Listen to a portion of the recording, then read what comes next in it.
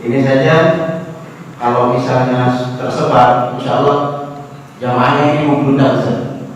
Karena pernah terjadi kemarin sempat Ustaz Syafiq banyak jamaahnya, apalagi Masya Allah telah hadir di tengah-tengah kita Ustaz Jelanda.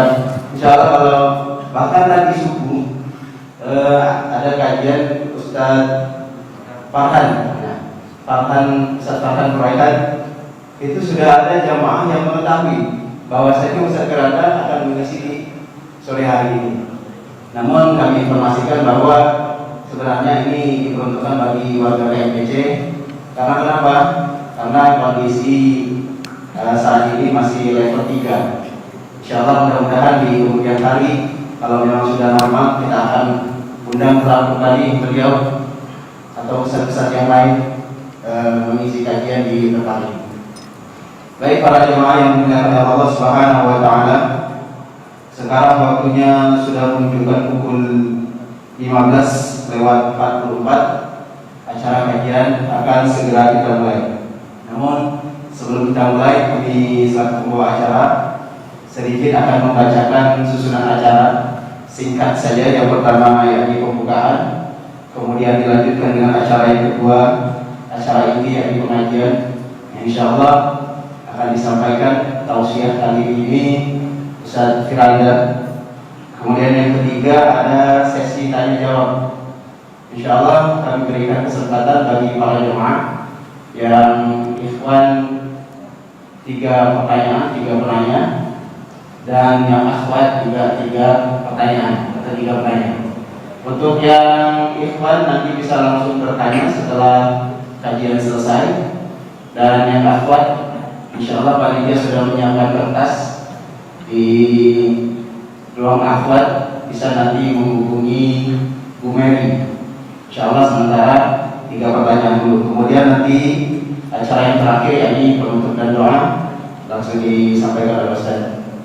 Baik, hadirin yang dimuliakan Allah Subhanahu wa taala, jemaah Masjid Al-Madani yang dimuliakan Allah Subhanahu wa taala. Sebelum acara kita mulai, mari kita buka acara kita pada sore hari yang berbahagia ini dengan bacaan basmalah. Bismillahirrahmanirrahim.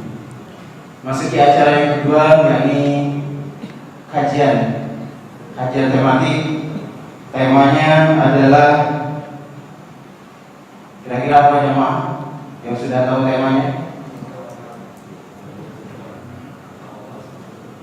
Tawakal seperti burung. Masya Allah. Burung itu bagaimana tawakal?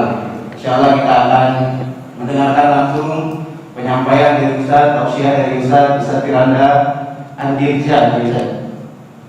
Khawatir salah Ustaz. Andirja, anak dari Irian Jaya. Kepada yang terhormat dan mukarram Ustaz Firanda Andirja, kami persilakan. Insyaallah waktunya kurang lebih sekitar 40 sampai 1 jam penyampaian tausiah dari beliau. Setelah itu nanti masuk ke tanya jawab. Fadhal Ustaz. Jazakallah khairan. Bismillahirrahmanirrahim. Assalamualaikum warahmatullahi wabarakatuh. Alhamdulillahi ala ihsanih wa syukru lahu ala taufiqihi wa amtinanih, wa asyhadu an la ilaha illallah wahdahu la syarika lahu ta'ziman li sya'nih, wa asyhadu anna Muhammadan abduhu wa rasuluhu ad-da'i ila ridwanih. Allahumma salli alaihi wa ala alihi wa ashabihi wa ikhwani. Hadirin hadirat yang dirahmati Allah Subhanahu wa taala, kita akan bersama-sama pada sore hari ini belajar suatu ilmu yang sangat penting untuk kita terapkan dalam kehidupan kita sehari-hari, itu ilmu tawakal ya, ilmu tawakal. Yang ilmu ini memang secara teori mudah, tetapi ketika dipraktekkan butuh latihan dan latihan ya. Dan saya membuka pengajian ini dengan bawa sebuah hadis yang diriwayatkan Imam Muslim dalam sahihnya, di mana Rasulullah SAW bersabda, yadkhulu al-jannata aqwamun afidatuhum mithlu afidati tayr. Kata Nabi SAW, akan ada suatu kaum-kaum yang mereka masuk surga di mana hati mereka seperti hati burung, di mana hati mereka seperti hati burung.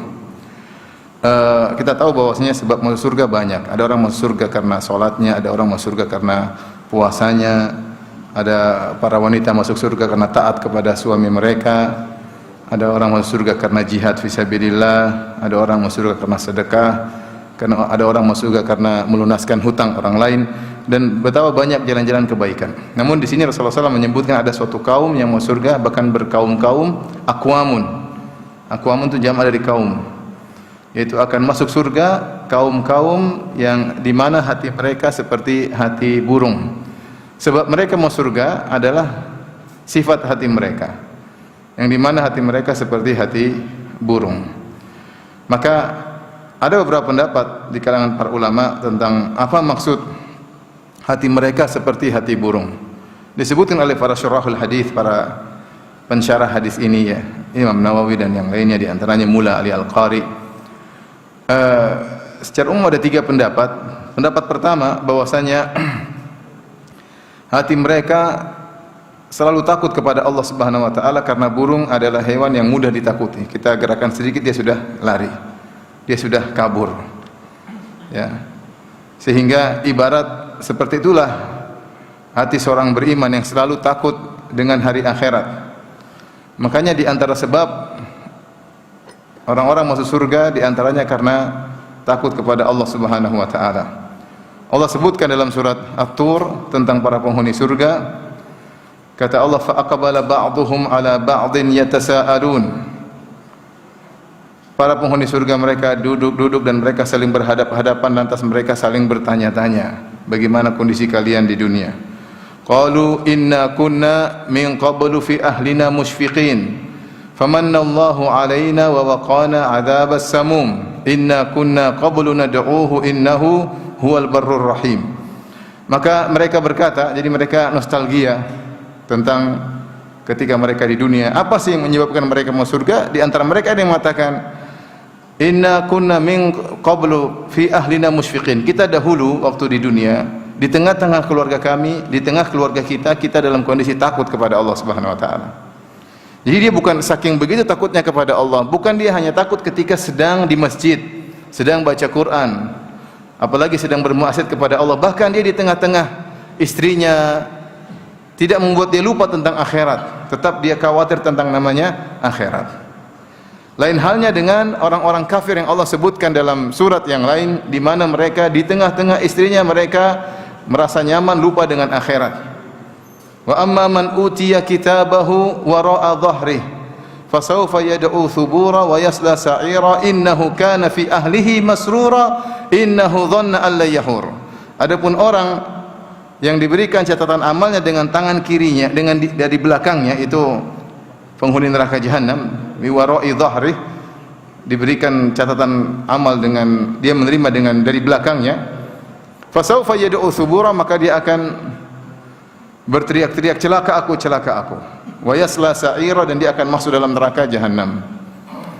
Innahu kana fi ahlihi masrura. Dia dulu ketika di dunia senang-senang di keluarganya, senang-senang, berfoya-foya, lupa bahwasanya ada hari kebangkitan, lupa ada hari hisab, dia lupa semuanya, lupa dengan bima nasu yaumal hisab.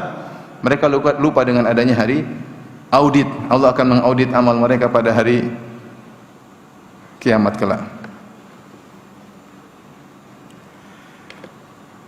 Jadi di antara sebab orang masuk surga adalah rasa takut dalam dirinya, khawatir tentang kondisinya nanti pada hari kiamat kelak, khawatir tentang kondisinya kalau dia masuk dalam alam barzakh setelah kematian.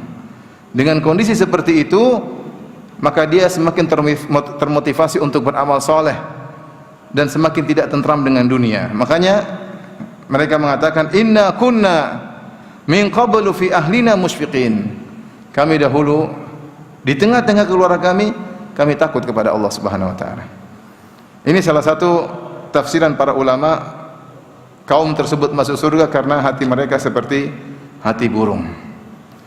Makanya ikhwan, kita perlu dalam kehidupan ini menghadirkan rasa khawatir terhadap hari akhirat kita, sehingga kita termotivasi untuk beramal saleh, berusaha semakin dekat kepada Allah Subhanahu wa taala. Jadilah hati kita seperti hati burung yang mudah takut.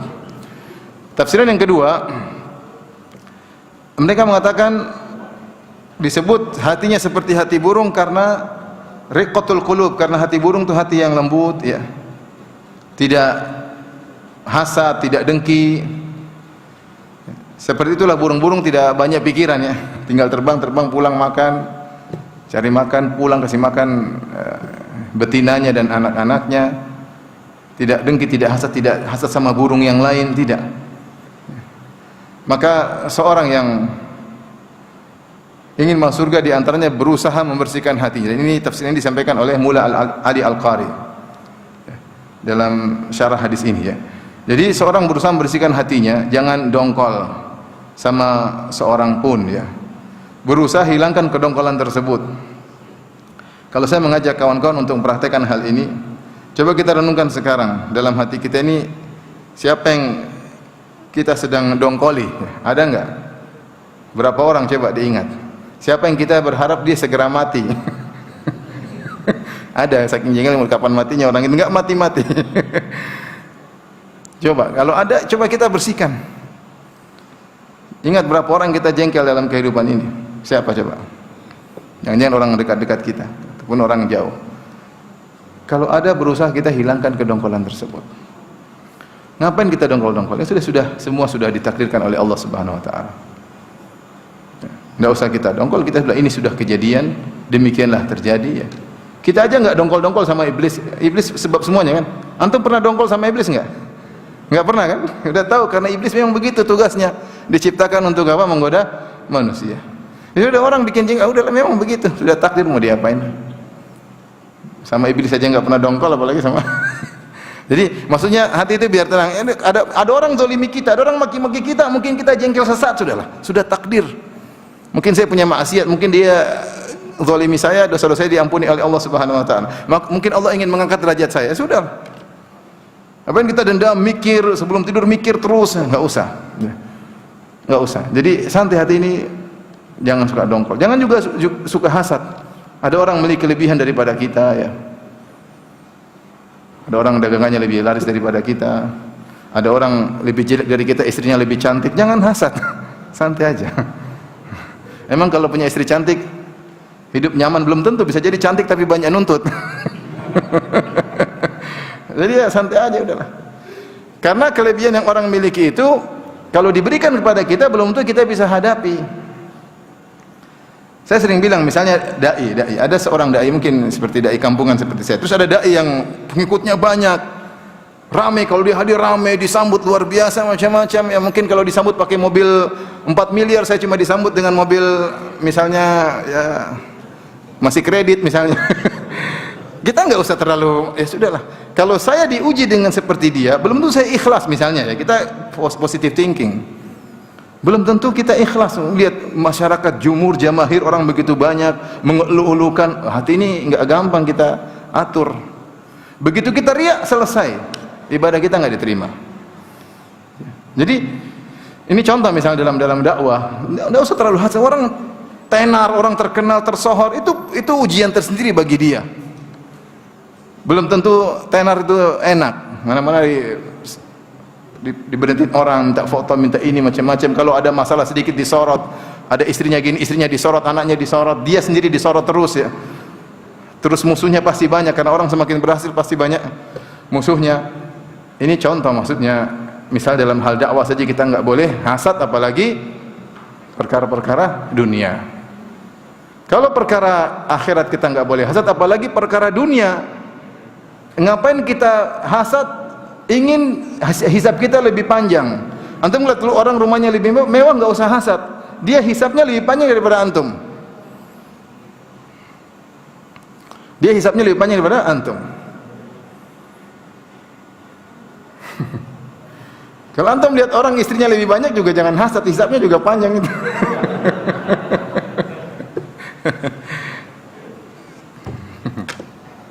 Bukan curhat ya, enggak ya. Jadi maksud saya udahlah, orang punya kelebihan enggak usah dihasatin. Antum nikmati yang ada, seperti burung, santai aja. Dia ada burung ini mungkin anaknya banyak, dia jalan terbang kasih makan anaknya, selesai. Tiap hari pergi pulang kasih makan anaknya, selesai. Dia enggak ngelirik burung kanan, ngelirik burung kiri, enggak. Dia tidak dongkol, dia tidak hasad.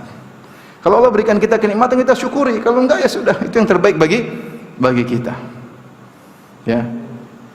Ini diantara sebab masuk surga yang ditafsirkan oleh sebagian ulama bahwasanya orang-orang mau surga hatinya seperti burung, artinya hatinya bersih, tidak dongkol sama siapapun, tidak dendam sama siapapun, dan tidak hasad sama siapapun. Dan itu perkara yang berat. Ya. Tetapi seorang perlu latihan. Ridha dengan pemberian Allah Subhanahu wa taala. Ya. Irda bima qasama Allahu lak takun agnan nas, kata Nabi SAW. Ridhalah dengan apa yang Allah berikan kepadamu, kau akan menjadi orang paling kaya. Akan menjadi orang paling kaya. Orang paling kaya, orang paling bahagia. Antum bisa lebih bahagia sebelum raja. Kenapa? Antum sudah ridha terlebih dahulu. Belum tentu raja, penguasa diberikan kekayaan, belum tentu mereka ridha, masih terus tamak, masih terus belum puas, belum tentu mereka bahagia. Jadi irda bima qasamahu Allahu lak takun agnan nas. Ridhalah dengan apa yang Allah berikan bagianmu, maka kau akan menjadi orang yang paling kaya. Ini dua tafsiran. Tafsiran ketiga yang terkait dengan pembahasan kita kali ini, yaitu seperti disampaikan oleh sebagian ulama, dan banyak ulama yang memilih pendapat yang ketiga ini. Maksudnya ada kaum-kaum yang masuk surga hati mereka seperti hati burung, maksudnya mereka bertawakal seperti tawakalnya burung. Ini menunjukkan tawakal adalah ibadah yang sangat agung, karena tawakal sebab seorang masuk apa?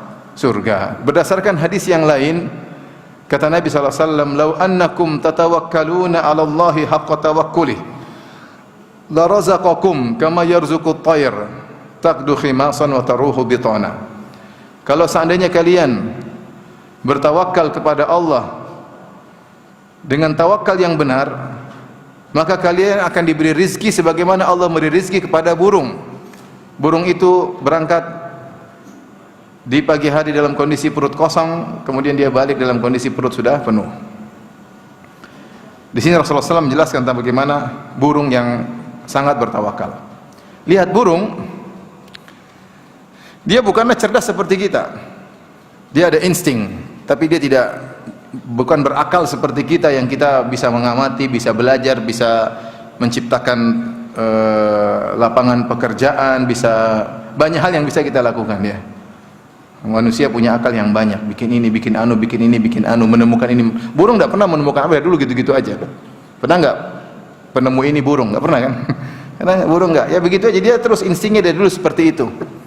Artinya apa? Ketika dia mencari rizki, dia tidak bersandar pada keahlian dia, sehingga dia lebih bertawakal kepada Allah Subhanahu wa taala. Dia hanya melakukan ikhtiar atau sebab, berangkat pagi, pulang dapat rezeki. Dia tidak tahu di depan dia ada biji-bijian yang bisa dia makan atau tidak. Dia akan melewati mungkin jarak yang berpuluhan kilo, mungkin melewati padang pasir, mungkin melewati, belum tentu dia, yang penting dia berangkat. Yang penting dia berangkat, sehingga dia lebih menyandarkan keberhasilannya kepada Allah daripada kemampuan dia, karena kemampuan dia terbatas. Itulah sebenarnya hakikat tawakal yang ada pada burung, yang Rasulullah katakan sebagaimana Allah memberi rezeki kepada burung. Sebagai contoh, ketika kita mencari rezeki, hendaknya kita tawakal kepada Allah, artinya menyerahkan segala urusan kepada Allah sambil berusaha. Jangan kita pede pada kemampuan kita, tapi kita pede bahwasanya Allah Maha Pemberi rezeki. Apa yang saya lakukan hanyalah sebab, hanyalah ikhtiar, bentuk ikhtiar. Nah, siapa yang setiap hari seperti ini, ketika dia bekerja dia berikhtiar, tapi dia tidak pede pada dirinya, tapi dia yakin rezeki semua dari Allah, maka sungguhnya dia telah bertawakal, dan itu sebab masuk surga. Inilah ikhwan dan akhwat yang dirahmati Allah Subhanahu wa taala, Bapak dan Ibu yang dirahmati Allah Subhanahu wa taala, tentang tawakal seperti tawakalnya burung. Sungguhnya tawakal adalah ibadah yang sangat agung. Sampai-sampai Sa'id bin Jubair berkata, "At-tawakkulu jima'ul iman." Tawakal adalah penghimpun dari segala keimanan, ya. Kemudian berkata Wahab bin Munabbih, "Al-ghayatul quswa at-tawakkul." Puncak tertinggi adalah tawakal kepada Allah Subhanahu wa taala. Kenapa? Tidak mungkin seorang bisa bertawakal kecuali imannya tinggi. Iman dia kepada rububiyah Allah, bahwasanya segala semua kejadian di alam semesta ini di bawah kendali Allah Subhanahu wa taala, dan semuanya mudah bagi Allah Subhanahu wa taala. Innama amruhu idza arada syai'an an yaqula lahu kun fayakun. Sungguhnya Allah itu perkaranya kalau ingin sesuatu tinggal bilang jadi maka jadilah. Tidak ada yang susah bagi Allah Subhanahu wa taala. Allah mengatakan, ya ibadi la anna awwalakum wa akhirakum wa insakum wa jinnakum kanu ala sa'idin wahidin fasa'aluni fa'ataitu kulla wahidin minkum mas'alatahu ma naqasa min dzalika ma indi. Kata Allah Subhanahu wa taala, wahai hamba-hambaku, kalau kalian dari awal sampai akhir, dari Nabi Adam sampai manusia terakhir yang hidup nanti menjelang hari kiamat, jin dan manusia, seluruh jin berkumpul, semuanya berkumpul di atas satu dataran. Setiap orang minta apa yang dia inginkan. Satu orang 1 jam minta ini ya Allah, minta ini 1 jam itu banyak, minta apa aja banyak. Minta ini, apalagi kalau 24 jam. Minta ini, bikin daftar minta ini. Kata Allah, aku kabulkan seluruh permintaan kalian. Setiap orang aku kabulkan, tidak akan mengurangi kekayaanku sedikit pun. Allah tidak ada limit dalam kekayaannya. Kenapa? Karena Allah maha pencipta. Tinggal kun fayakun. Semua di bawah kendali Allah Subhanahu wa taala. Wa huwal qahiru fawqa ibadi. Dialah di atas seluruh makhluknya, dan dia berkuasa atas segala makhluknya. Ya. La mu'aqqiba li hukmih, tidak ada yang bisa protes tentang keputusannya. Semua berjalan di bawah kehendak Allah Subhanahu wa taala. Kalau kita yakin, jadi tidak mungkin kita bertawakal kecuali kita yakin Allah mampu melakukan segalanya. Apa yang saya hadapi sangat mudah bagi Allah, cuma terserah Allah mau dibikin atau tidak. Sehingga tidak mungkin seorang bertawakal kecuali iman kepada rububiyah, bahwasanya yang menciptakan, yang menguasai, yang mengatur alam semesta hanya Allah, pasti tinggi dalam hatinya. Dia tawakalnya luar biasa. Yang kedua, tidak mungkin dia bertawakal kecuali dia husnudzon kepada Allah Subhanahu wa taala. Dia percaya kepada Allah dan dia husnudzon. Allah, saya yakin Allah melihat apa yang saya lakukan. Allah mengetahui gerak-gerik hati saya ketika saya tawakal. Allah mengerti isi hati saya. Ya'lamu kha'inatal a'yun wa ma tukhfis sudur. Allah mengetahui lirikan mata, pengkhianatan lirikan mata, dan Allah mengetahui apa yang disembunyikan oleh dada-dada manusia. Gerakan hati kita ini Allah tahu. Kita begini, kita ikhlas, kita riya, kita sombong, kita angkuh, kita ujub, pede pada kemampuan kita, kita tawakal, Allah tahu. Kapan klik kita tawakal, subhanallah. Insyaallah mudah kalau saya tawakal kepada Allah Subhanahu wa taala. Oleh karenanya benar perkataan Said bin Jubair rahimahullahu taala, at-tawakkulu jima'ul iman, bahwasanya tawakal itu mengumpulkan seluruh keimanan. Makanya ya, terlalu banyak ayat dalam Al-Qur'an menyuruh kita untuk bertawakal. Banyak sekali. Seperti firman Allah Subhanahu wa taala, fa'buduhu wa tawakkal alaihi. Beribadalah kepada Allah dan bertawakallah kepada Allah. Sampai-sampai sebagian ulama mengatakan at-tawakkulu nisfuddin. Tawakal itu setengah agama. Kenapa? Karena agama itu dibangun di atas ibadah dan tawakal. Ibadah dan tawakal. Seperti firman Allah, fa'buduhu wa tawakkal alaih. Beribadalah kepada Allah dan bertawakallah kepada Allah. Qul huwar rahmanu amanna bihi wa alaihi tawakkalna. Katakanlah dialah Ar-Rahman, kami beriman kepada Allah dan kami bertawakal kepada Allah Subhanahu wa taala. Alaihi tawakkaltu wa ilaihi unib. Kepada Allah aku bertawakal dan kepada Allah aku kembali.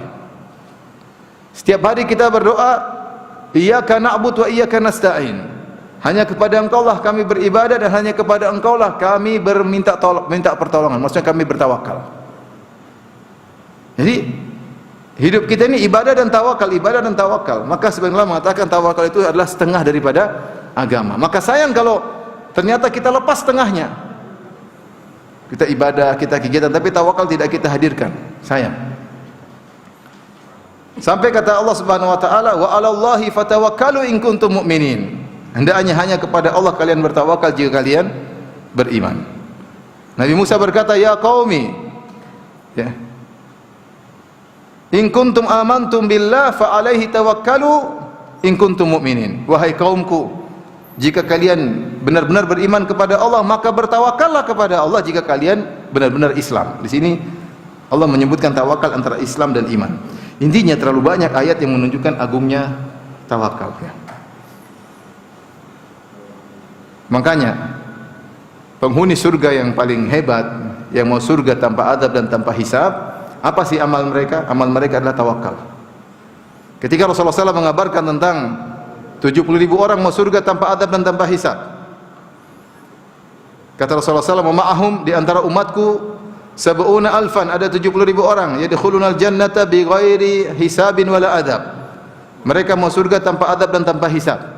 Siapa yang tidak ingin mau surga tanpa adab dan tanpa hisab? Hari kiamat langsung nyelonong masuk surga, Masya Allah. Kita ini yang bikin kita takut kalau dihisab. Udah terlalu banyak yang kita lihat, terlalu banyak yang kita dengar, terlalu banyak kita komentar, terlalu banyak kita nyinyir, terlalu banyak sekali lah. Ini hisab kita, sebelum hisab kita sama anak kita. Banyak hak anak kita tidak kita tunaikan. Banyak kita melalaikan anak-anak kita, sibuk dengan urusan dunia, lupa memperingatkan anak-anak. Belum lagi hisab kita dengan istri kita. Ya. Banyak urusan, belum lagi kita dengan orang tua kita. Sudahkah kita menunaikan segala kewajiban mereka? Terlalu banyak. Belum lagi kita cari uang. Ada yang halal, ada yang sudah tahu kita haram kita tetap terjang, dan ada yang samar-samar tetap kita terjang. Hisab terlalu panjang, ya. Belum harta yang kita tinggalkan kalau kita meninggal dunia. Belum yang kita lihat dalam medsos. Belum kita punya banyak akun. Semakin banyak akun semakin banyak hisab. Semakin kita sering tajasus melihat akun-akun orang, semakin banyak apa? Hisab. Setiap hari kita melihat reporter wanita terbuka auratnya dan kita melihat tanpa istighfar. Terlalu banyak mau dihisab. Tahu-tahu masuk surga tanpa hisab, luar biasa.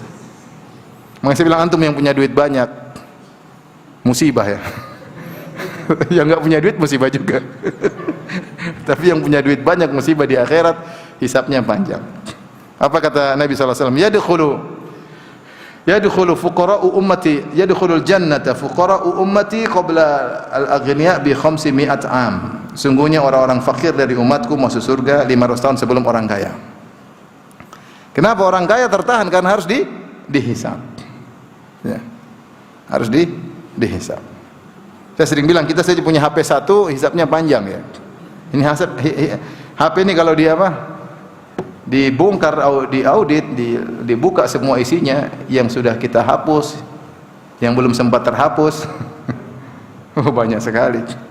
Di galeri banyak sekali yang kita simpan di iCloud ya. Semua nanti terbuka semua. Sini nggak kelihatan tapi di iCloud banyak ya. Banyak sekali. Satu HP dihisab ya. Cuma beda kalau orang punya HP jadul ya. Cuma daftar nama, daftar nomor telepon, sama daftar hutang. Kalau yang iPhone atau HP smartphone itu musibah semuanya. Musibah semuanya. Nah, yang bisa menyelamatkan antum yang orang-orang kaya ini berusaha masuk surga tanpa hisab.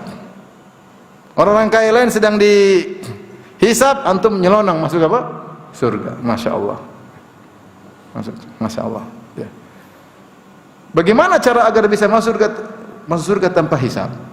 Rasulullah SAW sebutkan tentang umatnya, wa ma'ahum sab'una alfan yadkhuluna al-jannata bighairi adzabin wala hisab. Di antara umatku ada 70.000 orang mau surga tanpa adab dan tanpa hisab. Siapa mereka? Rasulullah SAW menjelaskan 4 sifat. Humul ladzina la yastarqun, orang yang tidak pernah minta untuk diruqyah. Wala yaktawun, mereka tidak minta untuk disembuhkan dengan besi yang dipanaskan. Wala yatatayyarun, tidak pernah mengkait-kaitkan nasib sial dengan apa yang dilihat, dengan apa yang didengar, dengan hewan tertentu, dengan angka tertentu, dengan hari tertentu, dengan bulan tertentu, tidak pernah. Wa ala rabbihim yatawakkalun, dan mereka bertawakal kepada Rabb mereka.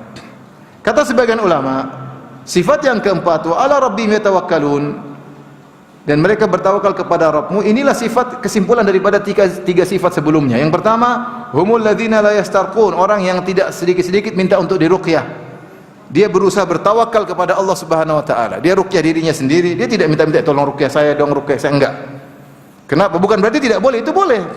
Tapi dia lebih milih untuk bertawakal kepada Allah Subhanahu wa taala. Dia yakin Allah Maha Penyembuh, dia ruqyah dirinya sendiri, tidak minta sama orang. Yang kedua, dia tidak minta untuk disembuhkan, diobati dengan besi yang dipanaskan. Karena di bangsa Arab dahulu, obat yang paling manjur adalah besi yang dipanaskan. Sampai ada pepatah mengatakan akhiru ad-dawa al-kai, obat yang paling terakhir adalah besi yang dipanaskan. Karena zaman dahulu kalau sudah besi dipanaskan, ditempelkan, biasanya sembuh. Tapi dia tidak mau. Khawatir hatinya bertawakal kepada besi tersebut, sehingga dia memilih berobat dengan cara yang lain, dia tawakal kepada Allah Subhanahu wa taala. Yang ketiga, yang tidak pernah bertatoyur, tidak pernah mengkaitkan nasib sial dengan pamali-pamali, enggak pernah, enggak pernah mengatakan gara-gara inilah anulah. Kenapa? Dia tawakal kepada Allah. Apa yang terjadi? Kalaupun ada musibah, karena Allah, bukan karena hari tersebut. Allah tidak pernah menjadikan hari tertentu sebagai hari sial. Allah tidak pernah menjadikan bulan tertentu sebagai bulan sial. Kesialan itu kalau kita maksiat. Kalau kita maksiat baru itu sial. Kalau enggak sial di dunia, sial di akhirat. Sehingga dia tawakal kepada Allah Subhanahu wa taala. Kalau dia mau keluar rumah, tahu-tahu toke khaliwali, apa toke 10 kali 100 kali, saya enggak urusan, saya pergi. Dia keluar rumah, tahu-tahu ada burung merpati beolin dia. Kadang-kadang, wah, tanda itu. Akhirnya dia enggak jadi keluar. Itu namanya tatoyur. Harusnya dia bersihkan, dia keluar aja bismillah. Ya. Sebagian orang begitu keluar rumah, tahu-tahu ada burung merpati beol, waduh, gelisah dia. Jangan. Ini nama tatoyur namanya. Tatoyur. Begitu dia keluar, tahu-tahu kesinggung, kan saya sudah bilang tadi jangan keluar. Jadi itu jadi apa, setan jadikan dia seperti. Harusnya dia cuek aja. Kalau terjadi sudah, enggak ada hubungannya dengan tai burung tadi. Enggak ada. Enggak perlu dia protes, wahai burung, bumi ini luas, banyak tempat beol, kenapa kau beolin saya? Enggak perlu. Jadi maksud saya, dia selalu tawakal kepada Allah Subhanahu wa taala. Sehingga 3 sifat tadi disimpulkan, wa ala rabbihim yatawakkalun. Hanya kepada Allah dia bertawakal. Itu sifat yang sangat mulia, pahalanya besar. Dia amalan hati dan pahalanya besar, dan sebab masuk surga, bahkan sebab masuk surga tanpa hisab. Baik, kita kembali menjelaskan tentang apa hakikat tawakal. Hakikat tawakal 2 saja. Menyandarkan hati kepada Allah bahwasanya segala keberhasilan hanya di tangan Allah. Yang kedua, ikhtiar, sebab. Sebagaimana burung tadi. Burung pergi, dia berikhtiar, berusaha, dan dia tahu hasilnya serahkan kepada Allah Subhanahu wa taala. Karenanya Ibnu Hajar mengatakan tawakal itu qat'un nadhar anil asbab ba'da tahyiatil asbab. Yang artinya tawakal yang benar yaitu tidak menengok kepada sebab ikhtiar setelah menyiapkan ikhtiar tersebut. Contoh seperti saya sakit misalnya. Saya berobat.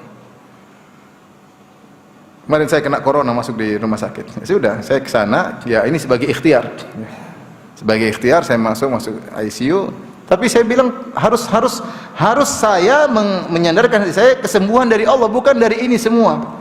Ini semuanya sebab kesembuhan di tangan siapa? Allah, seperti itu. Itu namanya tawakal yang benar. Bukan ketika kita masuk rumah sakit, wah ini kalau masuk rumah sakit sembuh, jadi hati kita malah terfokus kepada sebab tersebut. Itu tawakal yang salah, melupakan bahwasanya yang menyembuhkan adalah Allah Subhanahu wa taala. Itulah hakikat tawakal. Oleh karenanya Nabi sallallahu alaihi wasallam adalah orang yang paling bertawakal kepada Allah, tetapi Nabi melakukan sebab ikhtiar. Hatinya dia serahkan kepada Allah, tapi dia melakukan sebab, dan hampir seluruh kegiatan Nabi seperti itu. Dalam dakwah, dalam umrah, dalam peperangan, dalam hijrah, semuanya ikhtiar. Lihat kenapa Nabi di awal berdakwah 3 tahun sembunyi-sembunyi. Ikhtiar, jangan sampai ketahuan, jangan sampai dirusak oleh kaum Quraisy, sehingga Nabi berikhtiar dengan sembunyi dakwah selama 3 tahun. Ini namanya usaha. Nabi SAW ketika berhijrah, Nabi SAW melakukan ikhtiar yang luar biasa. Nabi SAW sampai menyewa penunjuk jalan orang kafir namanya Abdullah bin Uraiqid. Karena Nabi tidak tahu jalan-jalan tikus dari Mekah menuju Madinah. Orang ini tahu, Nabi sampai bayar. Dia orang kafir. Kenapa orang kafir? Agar tidak dicurigai. Nabi sewa dan Nabi bayar. Kemudian ketika mau berhijrah, Nabi sembunyi dulu di Jabal Thawr, dan Jabal Thawr itu justru menjauh dari kota Madinah. Bukan mengarah ke kota Madinah, menjauh dari kota. Kalau kota Madinah ke arah utara dari kota Mekah, Jabal Thawr ke arah selatan kota Mekah. Kenapa Nabi bersembunyi 3 hari? Supaya orang-orang Quraisy ketika kehilangan Nabi mereka akan cari. Ketika mereka cari 3 hari tidak dapat, mereka menyangka Nabi sudah lolos, padahal belum berangkat. Itu di antara usaha. Jadi Nabi SAW bertawakal kepada Allah, tapi ikhtiarnya luar biasa. Dalam peperangan misalnya dalam perang Uhud, sebelum perang Uhud Nabi bermusyawarah, mengumpulkan para sahabat bermusyawarah, bagaimana? Ini pasukan mau datang, kita bertahan di kota Madinah atau kita keluar nyambut mereka? Sampai ada anak-anak muda berkata, ya Rasulullah, kita dulu waktu masih musyrik, kita bukan jago kandang, apalagi kita sudah Islam. Jangan nunggu, kita sambut mereka. Akhirnya ide anak muda dipilih oleh Nabi SAW. Maka Nabi pergi keluar menyambut orang-orang Quraisy di Jabal Uhud. Ketika Nabi keluar, Nabi pakai lakmatahu, pakai baju perang, baju besi. Bahkan ketika perang Uhud, Nabi pakai baju besi double, dan dia adalah imamnya orang-orang yang bertawakal, imamul mutawakkilin. Tapi beliau berusaha. Kemudian Nabi pasang strategi, bukan ayo kan bismillah pasti menang, bismillah, enggak ada begitu ya. Ada harus semuanya diperkirakan. Pasang pasukan di sini, jangan turun ya, kalau turun bahaya. Tapi mereka ternyata turun. Bagaimana metode? Kalau saya sudah pernah ceramah tentang perang Uhud, bagaimana strategi Nabi yang masya Allah luar biasa. Jadi Rasulullah SAW menyontohkan kepada kita, namanya tawakal itu harus apa? Berikhtiar. Dan itu ditiru oleh para sahabat ya, radhiyallahu ta'ala anhum ajmain. Nah, kalau ada orang bertawakal tanpa ikhtiar, maka itu kesalahan ya. Saya mau kaya tapi tidak mau kerja, cuma duduk di masjid berdoa terus, nggak benar ya. Dalam Al-Quran Allah memuji orang-orang yang bekerja, yang berusaha, yang berdagang. Rijalun la tulhihim tijaratun wala bai'un an dzikrillahi wa iqamis sholati wa ita'iz zakah. Orang-orang yang mereka jual beli, interaksi, tapi jual beli dan interaksi tersebut tidak membuat mereka lupa tentang hari akhirat, tidak lupa untuk sholat, tapi mereka berinteraksi. Umar bin Khattab radhiyallahu anhu dahulu kalau ikut pengajian, sehari dia ikut pengajian, sehari tidak. Kenapa? Dia kerja. Sampai dia tanawub, berganti-gantian dengan temannya. Hari ini kamu yang ngaji, nanti kalau ketemu Isya kamu sampaikan apa yang disampaikan oleh Nabi. Besok saya yang ngaji, kamu yang kerja. Ikhtiar, cari nafkah buat keluarganya. Seperti itu. Adapun seorang ingin sukses tapi tidak ada ikhtiar sama sekali, hanyalah menghina sunatullah. Allah memiliki hukum sebab dan akibat. Lihat bagaimana Allah ajarkan kepada Maryam ketika dia mau melahirkan, lapar, kesakitan dan kehausan. Fa aja'ahal makhadhu ila jid'in nakhlati. Maka dia pun kesakitan, maka dia pergi menuju ke sebuah pohon korma. Dia kelaparan, tapi pohon korma kan tinggi, ada mau ngambil rutop, dia mau makan tidak bisa, dia sudah sangat kesakitan. Tapi Allah tetap suruh dia berikhtiar. Kata Allah, wa huzzi ilaiki bijid'in nakhlah. Goyangkanlah korma tersebut, maka niscaya rutopnya akan jatuh, siap untuk disantap. Sebenarnya dia duduk saja Allah jatuhkan bisa, tapi Allah ajarkan untuk apa? Berikhtiar. Tawakal yang benar harus apa? Ikhtiar. Maka Allah suruh dia wahuzzi, goyangkan. Kalau kita pikir-pikir lagi ya nggak mungkin kita mau goyang pohon korma dengan goyang dari bawah, nggak mungkin ya. Kalau pengen goyang harus dari atas kan. Kalau kita goyang dari bawah, kita yang goyang ya, pohonnya nggak goyang. Tetapi Allah tetap menyuruh Maryam berusaha. Goyangkan aja, berusaha semampunya. Dia sudah nggak kuat untuk berdiri. Dia berusaha, maka jatuhlah korma tadi untuk dia makan. Allah ajarkan untuk berusaha. Allah mengajarkan ketika berperang melawan musuh, kata Allah, wa ma ramaita idz ramaita walakinallaha rama.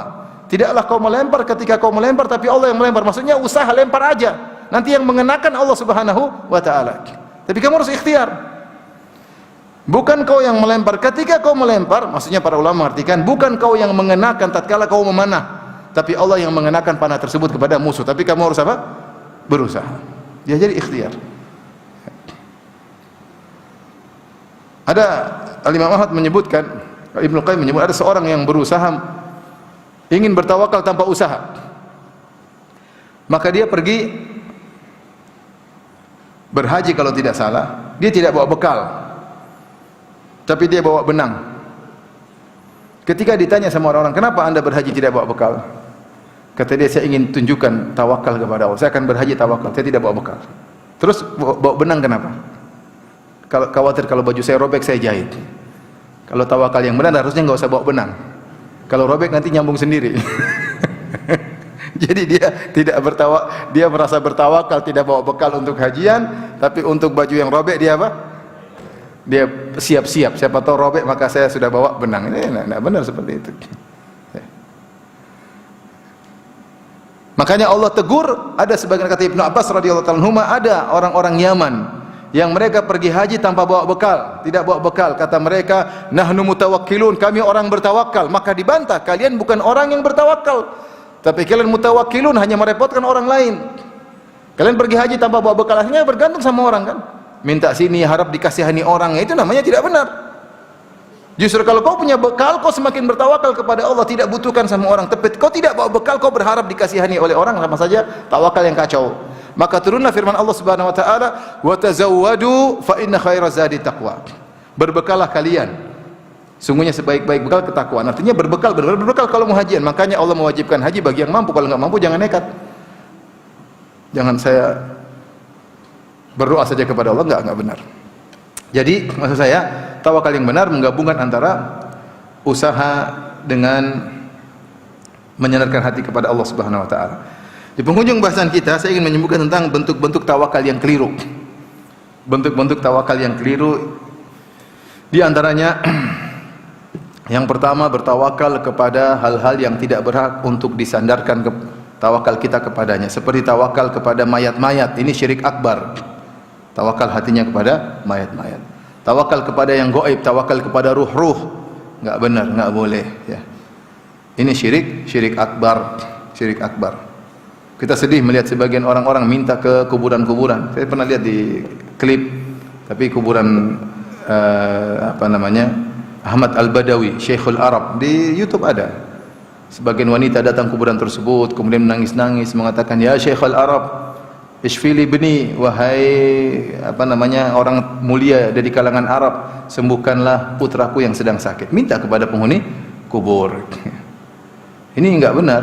Udah tawakal, makanya kalau dia minta dia pasti tawakal kepada mayat tersebut. Ini syirik akbar, tidak diperbolehkan. Yang kedua, tawakal yang salah yang membuat orang terjerumus dalam syirik asgar. Apa tawakal tersebut? Tawakal tersebut adalah tadi, tawakalnya bukan kepada Allah tapi kepada sebab. Hatinya tertumbuh pada sebab. Seperti seorang mungkin dia bekerja di suatu perusahaan, dia merasa dia baru dapat bisa hidup dengan baik dengan bertumpu kepada bosnya. Wah, kalau enggak ada bos saya mungkin enggak. Itu enggak benar. Kamu tetap bertawakal kepada Allah. Ketika kamu tidak bertawakal kepada Allah, nanti terima kasihmu bukan kepada Allah tapi kepada sebab. Itu sebab yang sediakan siapa? Allah Subhanahu wa taala. Tawakal kamu kepada Allah. Minta kepada Allah, Allah akan gerakkan sebab-sebab datang kepadamu, tapi kau berusaha. Jangan kau bertawakal kepada sebab. Tadi mungkin kita pergi ke dokter, kita pedenya kalau dokter itu sembuh, kalau bukan dokter kayaknya enggak sembuh. Sehingga kita tawakal, kita lupa dokter ini memang dia pintar, dia sebab untuk kesembuhan, tapi kita harus yakin yang menyembuhkan siapa? Allah Subhanahu wa taala. Makanya di antara syarat ruqyah syar'iyah harus meyakini kesembuhan dari Allah, bukan dari yang tukang baca Qur'annya. Ini banyak menimpa kita. Kita bertawakal kepada sebab, bertawakal kepada kemampuan kita, bertawakal karena kecerdasan kita, bertawakal karena kepandaian orasi kita, bertawakal kepada sebab-sebab duniawi, bukan bertawakal kepada Allah. Ingat aturannya, ikhtiar kamu siapkan, kamu lakukan, tapi jangan kamu tengok, yang kamu tengok adalah sang penguasa alam semesta. Yang kalau dia tidak memberi keberhasilan, tidak akan terjadi keberhasilan. Saya melakukan beberapa hal, artinya saya menjalin suatu, saya ingin melakukan suatu, saya melakukan sebab-sebab, semua sebab-sebab kayaknya sudah pas, tinggal titik terakhir, kayaknya sudah oke, terakhir gagal. Kalau Allah tidak izinkan, tidak bisa. Yakin di balik itu pasti ada kebaikan. Jadi kapan hati kita bersandar kepada sebab, maka itu syirik asgar, syirik kecil. Karena tawakal hanya kepada Allah Subhanahu wa taala. Sebab itu enggak bisa apa-apa. Yang menentukan semua yang terjadi dalam semesta hanyalah Allah Subhanahu wa taala. Ini di antara tawakal yang keliru.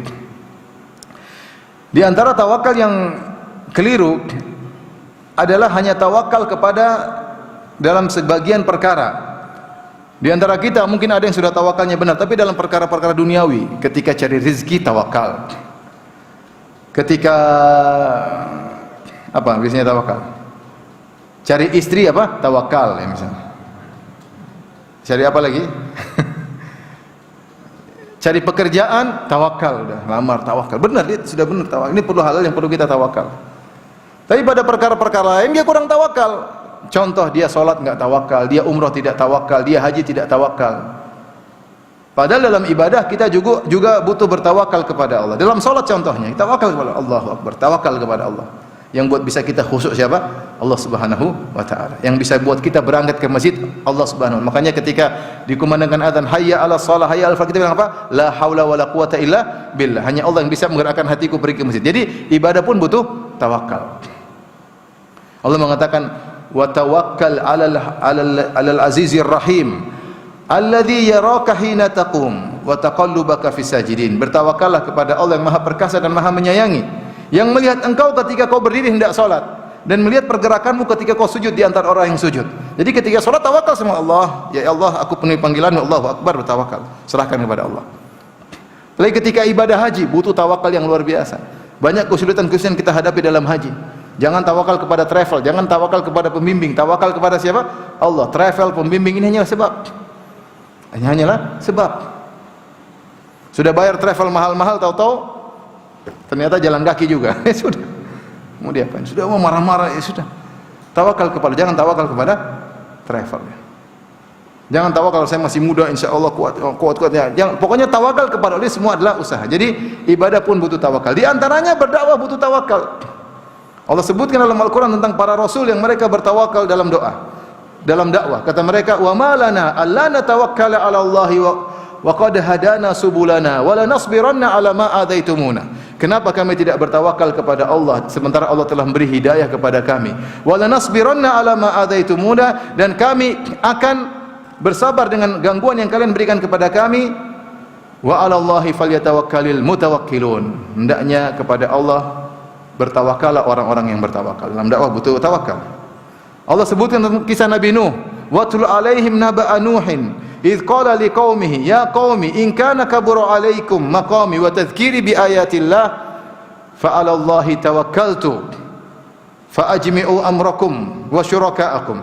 Bacakanlah kepada mereka tentang kisah Nabi Nuh ketika dia berkata kepada kaumnya, wahai kaumku, kalau kalian merasa berat aku berdakwah kalian kepada kalian, kalian merasa berat aku tinggal bersama kalian, kalian merasa berat aku ingatkan kalian kepada ayat-ayat Allah, maka aku bertawakal kepada Allah.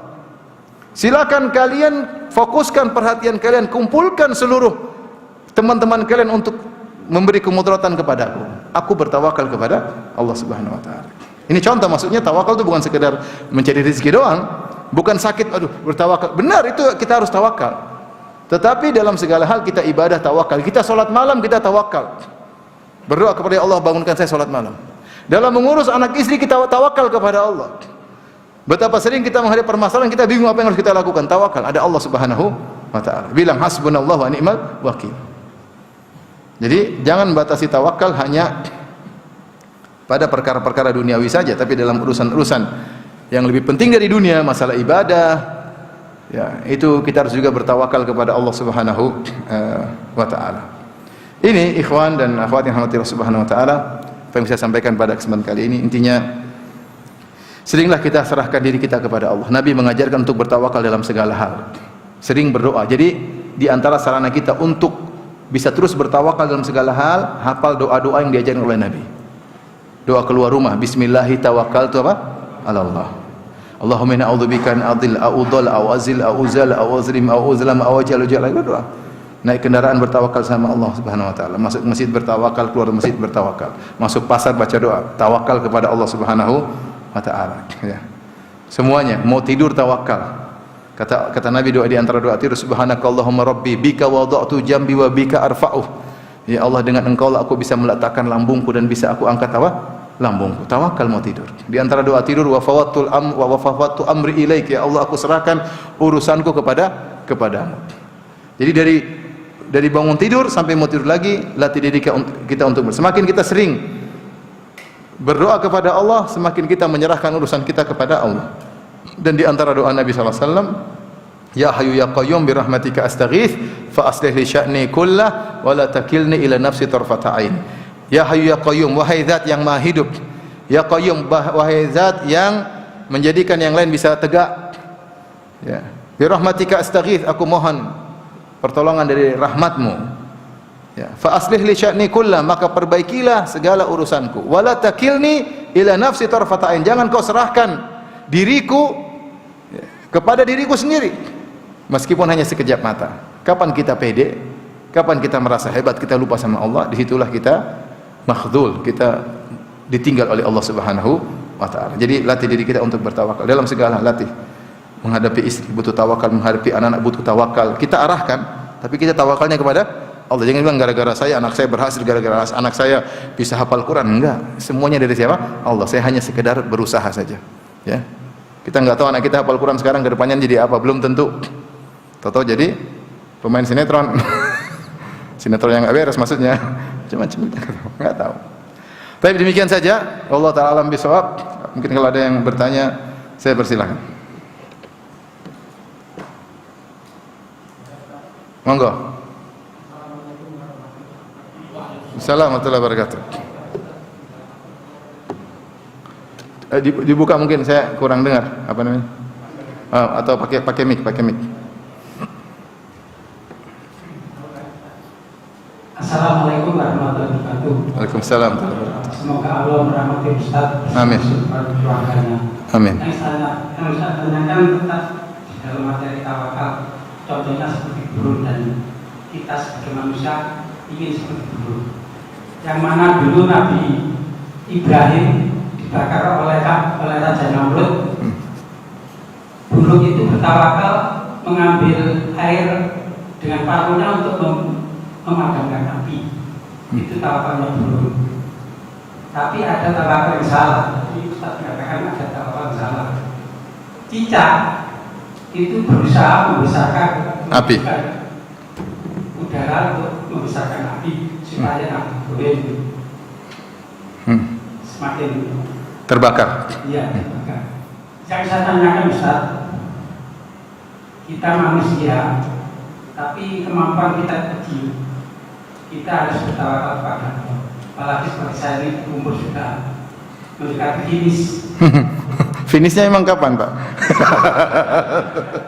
Karena umat manusia itu 60, umat Muhammad itu antara 60 sampai 70. Ya, Saya minta izin minum ya. Ini kalau dingin gak enak. Jadi ngambil sebab supaya enak, minum masih panas. Pertanyaan saya Ustaz, saya ingin apa yang diajarkan oleh Ustaz, manusia itu bertawakal, tapi saya itu kemampuan saya itu kecil.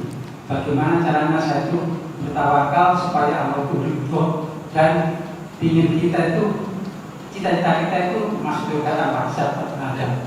Cita-cita kita kenapa? Cita-cita kita kenapa? Masuk surga tanpa hisab tanpa adab.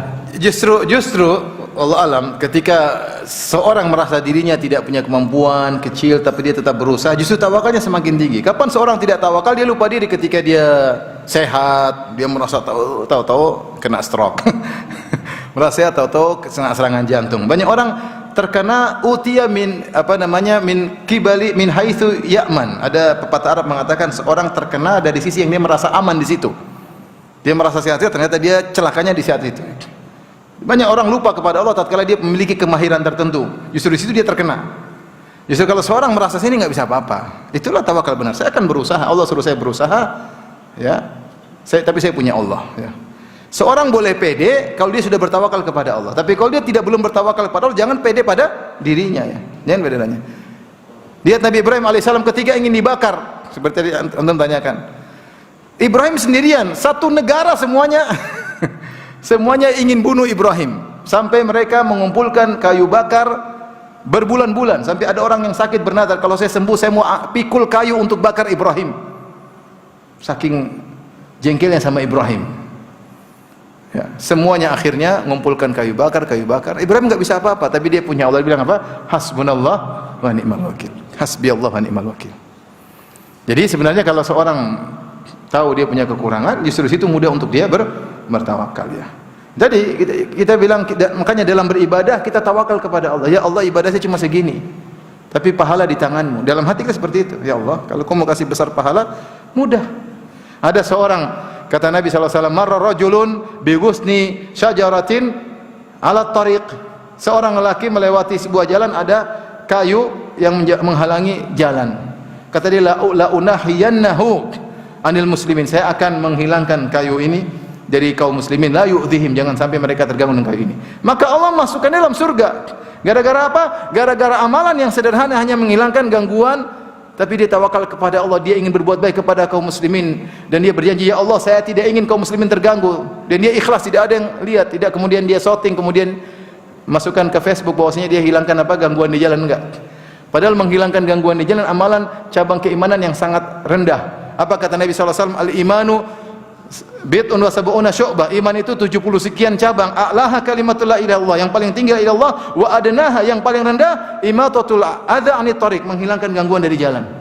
Artinya dia bukan sedang berjihad, bukan sedang bersedekah dengan 1 miliar, enggak. Dia sedang amal yang tidak pakai duit, cuma ada tindain. Tapi lihat, ketika dia ikhlas, ketika dia tulus, dia tawakal kepada Allah, pahalanya buat dia masuk apa? Surga.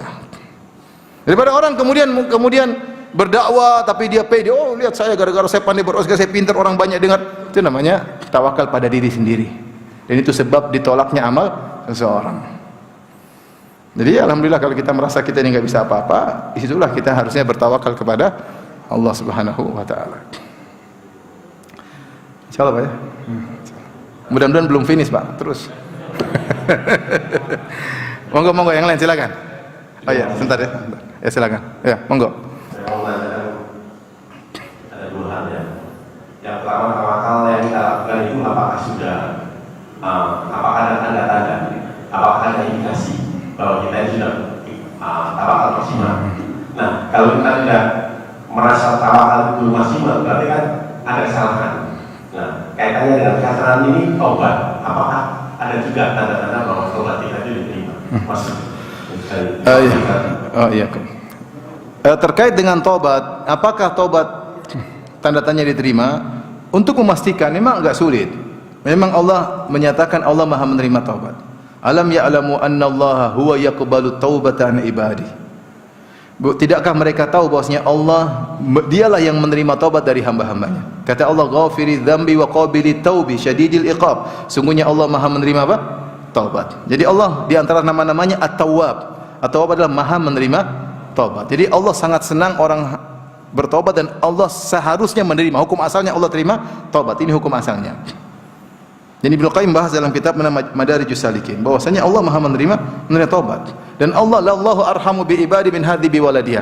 Allah lebih sayang kepada hambanya daripada seorang ibu kepada anaknya, daripada orang tua kepada anaknya. Anak kita kalau nakal mungkin jadi bajingan, tahu-tahu dia nangis, minta maaf, kita maafin enggak? Kita maafin. Justru ini yang kita tunggu-tunggu, nak. Kamu sudah 2 tahun, 3 tahun kayak begini. Ini yang saat yang kita seorang tua nunggu-nunggu. Allah lebih sayang kepada kita daripada orang tua ini kepada anaknya. Jadi hukum asal taubat itu diterima. Yang jadi masalah kenapa tidak kita pastikan? Karena yang jadi masalah taubat itu harus ada syaratnya. Nah, apakah kita sudah memenuhi persyaratan, itu yang jadi masalah. Apa syarat taubat? Syarat taubat yang pertama meninggalkan. Yang kedua an-nadam, menyesali perbuatan tersebut. Yang ketiga bertekad untuk tidak mengulangi. Yang keempat, kalau punya hak sama orang lain harus dikembalikan. Kalau orang menangis, menyesal, ya Allah saya tidak akan mengulangi, bertekad, insya Allah diterima taubatnya. Cuma kita tidak bisa memastikan, karena yang tahu terima atau tidak adalah siapa? Allah. Tapi kita katakan hukum asal Allah adalah menerima taubat seorang hamba. Dan itu ada hikmahnya sehingga kita merasa selalu gelisah, khawatir, sehingga kita banyak istighfar. Makanya Ibnu Qayyim menyebutkan ada seorang masuk surga gara-gara maksiat, dan ada orang masuk neraka gara-gara amal soleh. Kok bisa masuk neraka gara-gara amal soleh, masuk surga gara-gara maksiat? Dia masuk neraka gara-gara amal soleh karena dia beramal soleh, dia ujub. Oh, saya sudah sholat, saya sudah haji 10 kali, 15 kali, bangga ya. Saya sudah sedekah, saya sudah bangun masjid ini, saya sudah ini. Dia ujub. Ujubnya dia itu membuat dia sombong, membuat dia masuk apa? Neraka jahanam. Masuk neraka gara-gara amal soleh. Dan ada orang masuk surga gara-gara maksiat. Jika maksiat, kemudian dia bertobat, dia merasa hina dina, dia tidak pernah ujub, saya pernah salah kok. Dia tidak merendahkan orang karena dia dulu seperti itu. Dia tidak menghina orang, dia pernah seperti itu. Kemudian dia ingat terus sehingga dia menangis. Setiap menangis dia ingat, dia tidak tahu tobatnya diterima atau tidak. Dia antara khauf dan raja, antara takut dan berharap. Sampai dia meninggal dunia, maka dia masuk apa? Surga. Jadi benar Allah Maha penerima tobat kalau tobat kita memenuhi persyaratan. Jadi permasalahan persyaratan terpenuhi atau tidak, Allahu a'lam. Tetapi ada tanda-tanda tobat yang terima yang disebut oleh Ibnu Qayyim rahimahullah taala, di antaranya orang yang sudah bertobat lebih baik daripada sebelum dia bertobat. Saya sering sampaikan, sering ditanya, bagaimana ciri haji mabrur? Ciri haji mabrur gampang, sederhana. Sebelum haji bandingkan dengan setelah haji, bagaimana kondisimu? Kalau setelah kau hajian kau lebih takwa kepada Allah, lebih sayang kepada istri, lebih sering baca Quran, lebih sering ke masjid, tidak sombong, tidak angkuh, insyaallah. Ibarat orang punya mobil rusak, kalau dimasukkan dalam bengkel selama sebulan, kemudian dikeluarkan mobilnya lebih baik, berarti bengkelnya beres. Tapi kalau dimasuk dalam bengkel sebulan 2 bulan mobilnya tambah parah, ini tukang bengkelnya nggak beres. Ya. Kalau kita keluar setelah pulang haji tambah sombong, tambah angkuh. Belum haji, saya haji. Travel plus, super plus. Tambah parah lagi. Emang kalau ada dalilnya kalau super plus masuk surga plus? Nggak ada. Nggak tahu, bisa jadi orang yang jalan kaki kemudian setengah pahala lebih banyak, kita nggak tahu. Yang kamu travel plus dengan bayar lebih mahal itu perjuangan, tapi intinya kita nggak tahu. Nah kalau setelah haji nggak dipanggil Pak Haji marah-marah, lupa tulis H, dia marah-marah. Kamu nggak tulis H, saya sudah haji 5 kali loh. Insya Allah. Yang satunya bantah, kamu 5 kali, saya 10 kali, saya tidak tulis H. Jadi saling pamer-pameran akhirnya. Jadi sebenarnya kita bisa nilai orang kalau pulang haji semakin sombong, hajinya nggak mabrur. Hajinya nggak mabrur. Nah demikian juga taubat. Taubat, para ulama menyebutkan beberapa ciri-ciri terima taubat. Yang pertama, dia lebih baik daripada sebelum bertobat. Semakin takut kepada Allah, semakin khawatir, takut kembali. Yang kedua, menyesal. Penyesalan selalu dalam dirinya. Rasulullah SAW mengatakan, an-nadamu taubah. Penyesalan adalah taubat. Kalau seorang menyesal dengan air mata, tidak ada yang lihat yang air mata, bukan menangis di depan banyak orang, ya. Dia sendiri merenungkan, dia nangis, insya Allah itu diterima apa? Taubatnya. Ketiga, dia berteman dengan orang-orang yang lebih baik. Ketika pembunuh 100 nyawa ingin bertobat, dia tanya kepada orang alim, apakah saya sudah bunuh 100 nyawa? Saya masih bisa bertobat? Kata orang alim tersebut, masih bisa. Tapi kau tinggalkan kampungmu, pergi menuju kampung orang-orang yang beribadah kepada Allah sama mereka. Artinya rubah komunitas. Rubah komunitas. Karena kalau kita bilang bertobat tapi masih komunitas yang lama, kita bisa kembali lagi. Orang kalau sudah bertobat, dia harus total tinggalkan komunitas yang buat dia terjerumus. Saya ini pernah menghadapi kasus menyedihkan. Seorang wanita telepon, kemudian dia punya suami, sudah ngaji, penampilan begitulah, udah bagus, udah nikah belasan tahun, udah punya anak berapa, 3 atau subhanallah. Setelah itu terjerumus homoseksual. Ternyata penyakit lamanya kambuh lagi. Gara-gara apa? Masuk komunitas teman-teman lamanya, akhirnya jadi kembali lagi seperti dulu. Artinya apa? Seorang kalau bertobat, dia berusaha berubah komunitas, ya. Man taraka syai'an lillah awadallahu khairan minhu. Siapa yang meninggalkan sesuatu karena Allah, Allah akan gantikan dengan yang lebih baik. Tinggalkan komunitas lama, beri komunitas baru. Kecuali kamu ilmunya hebat, kamu pandai berdakwah, kau ingin rubah komunitas lamamu, oke. Tapi kalau kamu sendiri masih goyang-goyang, sudah bertobat dari musik tapi masih joget-joget, ya. Kalau dengar lagu lama masih enak juga, ya, nostalgia. Kalau udah begitu, ya gimana mau tobat, ya? Jangan tobat, ya benar-benar totalitas, ya. Jadi itu diantara ciri-cirinya, lebih baik daripada sebelumnya, menyesal, dan dia berusaha merubah komunitas lama yang lama dia tinggalkan, yang membuat dia bisa kembali lagi dia tinggalkan. Namanya tobat yang serius. Bukan berarti kalau tobat dia tidak boleh kembali lagi. Kalau dia sudah berusaha ternyata terjerumus lagi, ya dia bertobat lagi. Wallahu taala alam bisawab.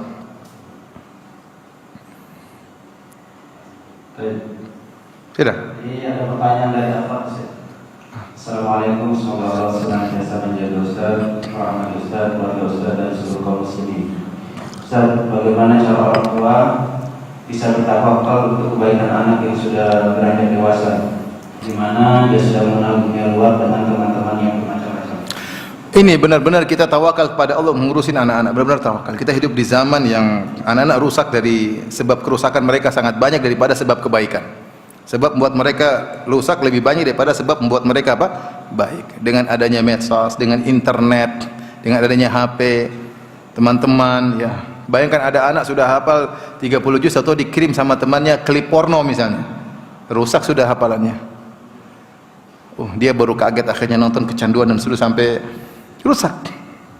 Banyak orang bisa terjebak dengan jebakan seperti itu. Dia mungkin baik, temannya nggak benar, ngirim macam-macam. Bayangkan tadinya sholat malam, tahu-tahu bangun malam nonton video Korea ya. Kasihan. Oleh karenanya di saat zaman sekarang ini kita lebih banyak bertawakal kepada benar. Di antara tawakal yang banyak doa. Jadi saya bilang kalau ngurus orang anak-anak kita sendiri harus banyak doa, nangis bangun malam, ya Allah jaga anakku. Jadikan mereka penghafal Quran, jadikan mereka menangis kepada Allah ya. Karena mereka ini aset kita. Kalau kita meninggal, kita dalam kuburan, siapa yang doain kita? Anak-anak. Yang paling eksis dan komitmen mendoakan kita siapa? Anak-anak. Istri kita juga iya doain kita, tapi istri kita biasanya setelah kita mati dia juga mati ya. Biasanya begitu. Atau enggak dia duluan mati baru kita mati. Kalau enggak kita meninggal dia kawin lagi, repot. Tapi yang paling eksis mendoakan kita siapa? Anak-anak. Maka kita benar-benar perlu perjuangan, doain mereka, kemudian kita sendiri berusaha untuk soleh. Kalau kita ingin anak kita jaga pandangan, kita jaga pandangan ya, berusaha seperti itu agar anak kita bisa diberi keberkahan dari kehidupan kita. Kemudian usaha, ikhtiar itu ya tadi, kita jangan berikan HP selepasnya, sekali-sekali kita cek ya. Kita jangan bilang anak saya, oh saya percaya sama. Zaman sekarang nggak seperti dulu.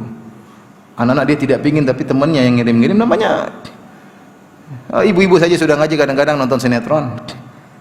Sampai-sampai ada yang tanya, ibu udah ngaji Ustadz, apa hukum nonton layangan putus? Lah layangan putus dari mana tahu? Nonton juga berarti.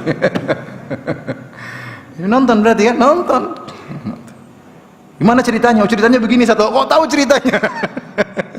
Ya berarti kan dia tahu, ya berarti nonton dong ya. Dia udah ngaji dia.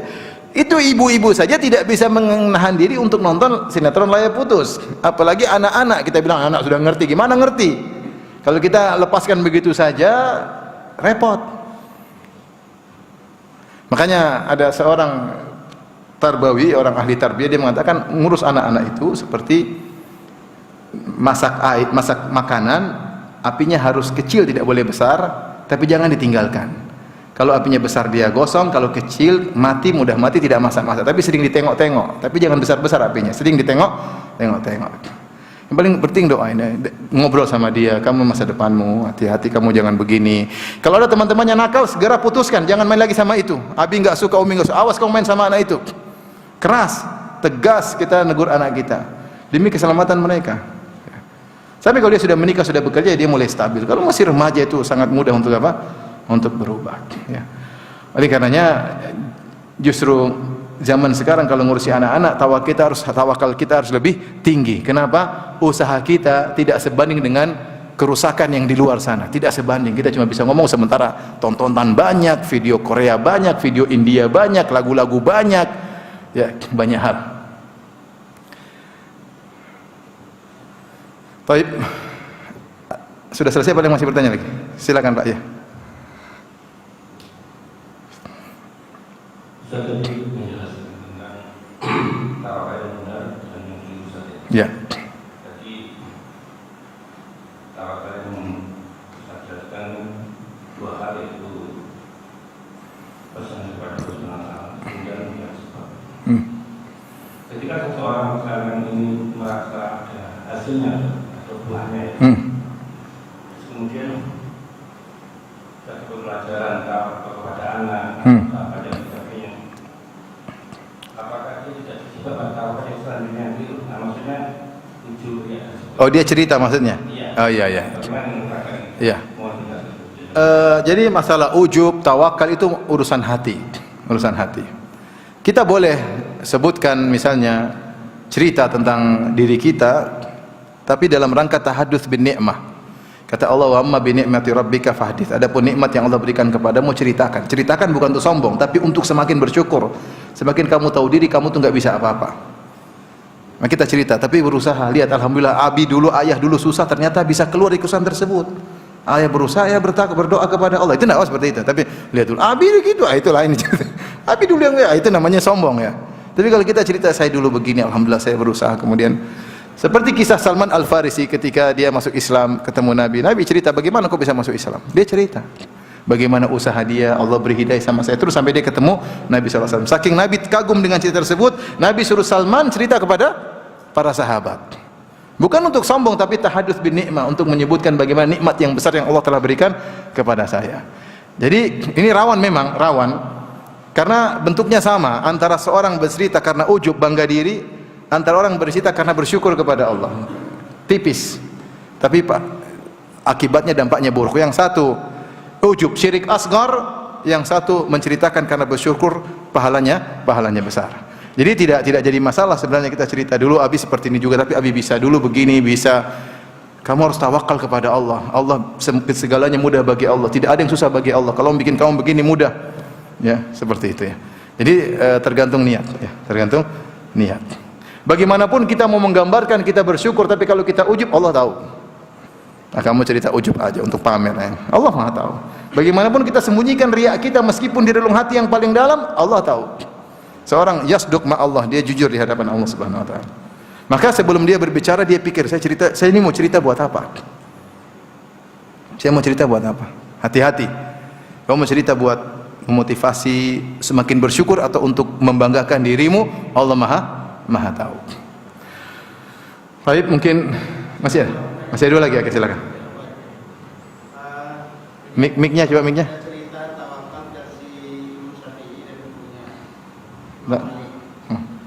Di mana Imam Syafi'i berprinsip harus ada ikhtiar dalam tawakal, sedangkan Imam Malik hanya dengan bertawakal. Bagaimana Ustaz? Itu cerita dari mana? Dari sebelah Ustaz. Jadi ya. Orang Basim banyak cerita. Kalau cerita itu ada tentu masyhur dengan sanadnya. Kita bilang kalau cerita ya, apapun perkataan orang kita punya dalil. Saya tidak menyangka Imam Malik untuk mengatakan demikian ya. Sementara Nabi sendiri bertawakal. Nabi bertawakal tadi, dia hijrah bertawakal, perang bertawakal, dan lain-lain. Nabi selalu bertawakal dalam urusannya. Ya. Jangan sampai kita gara-gara cerita-cerita, akhirnya semua dalil tentang tawakal kita buang. Contoh, ada seorang cerita, dia pergi, misalnya kita pergi berdakwah misalnya. Jangan khawatir tentang anak istri. Dulu ada orang, dia waktu mau berdakwah, dia nggak punya apa-apa. Akhirnya dia menyalakan tungku, dia isi batu, dia isi air, kemudian dia pergi berdakwah tawakal. Istrinya minta uang, bilang nggak ada, udah sabar situ. Ketika dibuka, batu tersebut menjadi roti misalnya. Ini cerita begini, semua dalil kita buang. Paham? Oh benar ya. Beda kalau kita memang terjebak nggak bisa apa-apa. Kalau kita sudah ikhtiar maksimal, sudah nggak bisa lagi, masih ada pintu langit. Allah bisa bikin akibat tanpa sebab. Tapi bukan sejak awal kita melepaskan ikhtiar, itu salah. Betapa banyak orang sembuh ketika dia sudah ke dokter, semua sudah berusaha, tidak sembuh-sembuh, dia serahkan diri kepada Allah, saat itu Allah sembuhkan. Tapi bukan sejak awal, saya enggak herbal enggak, obat enggak, duduk aja di rumah enggak. Terus saya mau jalan pagi, ya jalan pagi juga tawakal namanya, supaya sehat. Kalau enggak ya sudah, harusnya dimeneng aja di rumah, meneng, rasa kemana-mana atau mati, ya udah nasibmu ya. Maksud saya, kecuali kalau kita sudah terjebak suatu hal, kita nggak ada tempat bersandar kecuali Allah, ya sudah, saat itu usaha kita tinggal doa. Itu pun namanya usaha. Jadi saya kurang percaya perkataan Imam Malik tersebut. Belum tentu dia mengucapkan demikian, cuma kata-kata. Kalaupun Imam Malik mengatakan demikian, kita bilang ya dalil-dalil terlalu banyak, ya, tidak ada yang maksum. Ya, Imam Malik juga bisa salah, yang benar adalah Imam Syafi'i. Kalau benar cerita itu, tapi saya ragu tentang kevalidan cerita tersebut. Tapi yang terakhir. Kemudian yang terakhir, bagaimana hukumnya orang yang mengundang makan namun tidak merasa cukup dan minta untuk dibungkuskan untuk keluarganya di rumah? Padahal yang undang juga masih ingin berbagi makanan tersebut ke tetangganya atau saudaranya yang tidak hadir. Bagaimana cara menyampaikan keberatan kita, bersamping juga merasa tidak ya? Enggak, sampaikan aja. Aduh, maaf Bu, sebenarnya iya, cuma qadarullah ini sudah saya jatahin buat tetangga gitu. Lain kali Bu ya gitu. Lain kali tidak saya undang. Enggak apa-apa, kita jangan, daripada kita pakai terus kita gibahin di belakang, mending kita ngomong di depan. Jangan suka begitu, kita nggak enak harusnya di belakang kita itu orang nggak tahu diri sudah itu. Jangan, mending kita tegur, jangan Bu, ya sudah Ibu, alhamdulillah cuma segini, saya ada mau bagi-bagi buat apa? Tetangga, lain kali insya Allah saya siapkan buat Ibu. Jadi jawabannya enak. Ya, tapi kita beri pelajaran, kasih tahu. Jadi maksudnya dalam hal ini kita berterus terang aja, nggak usah kita apa? sembunyi-sembunyi kan kemudian kita gerundel di belakang ya. Tapi demikian saja rekan-rekan yang rahmati Allah Subhanahu wa taala, kajian kita semoga bermanfaat. Kita tutup dengan kafaratul majlis. Subhanakallah bihamdik asyhadu an la ilaha illa anta astaghfiruka wa atubu ilaik. Assalamualaikum warahmatullahi wabarakatuh. Waalaikumsalam.